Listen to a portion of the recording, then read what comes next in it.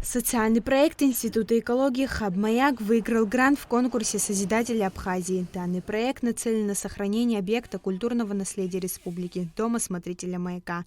Работы ведутся уже около 2 месяцев, и уже к началу лета их планируют завершить. После расчищения мы уже приступим к благоустройству, чтобы люди уже спокойно могли на этой территории находиться, потому что до этого момента, до начала проекта такой возможности не было. Здесь всегда буйно росли деревья, нужно было всегда убираться, и вот сейчас как раз у нас есть такая возможность с помощью студентов, с помощью людей, которые не безразличны к судьбе такой старой постройки, самого маяка и домика смотрителя, мы расчистим здание, территорию уже к лету. При поддержке студентов АГУ близлежащая территория вокруг маяка и домика смотрителя уже очищена. Студенты подошли к работе с энтузиазмом и патриотическим настроем. Они отметили, что рады оказать помощь в благоустройстве своей страны. Мы уже тут находимся с 12 часов, выехали 11:30. Сначала все обрубили, вот какая у нас тут туча собралась. Вот все, работаем, стараемся, помогаем. Насчет того, сложно ли выполнять работу, я бы не сказал, потому что это мужской труд, и у меня не первый опыт с этим. И моя специальность об этом говорит как раз-таки. Принимать участие, да, конечно, приятно, потому что мы помогаем родной родине.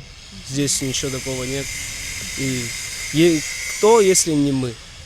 Проект несет социокультурный характер и призван собирать людей разного поколения. Каждый желающий сможет посетить отреставрированный дом смотрителя, где будут проводиться ряд мероприятий образовательного и развлекательного характера.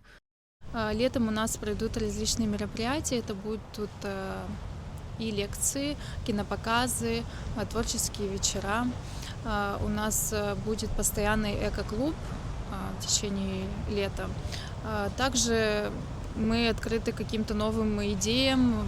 Если вдруг у кого-то появится какая-то идея, которую можно будет воплотить на этой территории, мы с радостью поддержим, поучаствуем. Также мы хотели бы здесь проводить фотовыставки, художественные выставки. В общем, идей очень много, и я думаю, программа будет интересной, насыщенной, и люди будут приходить сюда и с интересом проводить время. На первом ярусе маяка после предварительной его расчистки изнутри будет организована экспозиция к 165-летию Сухумского маяка, в народе именуемого как брат Эйфелевой башни. Ведь данная конструкция была спроектирована французским инженером Эрнестом Гуэном и привезена прямиком из Франции в 1861 году. Маяк служил важным ориентиром для судов Сухумской бухты и, несмотря на свой возраст, сохраняя свое величие и продолжает привлекать внимание. Ирина Богателия, Камила Джопуа, Абхазское телевидение.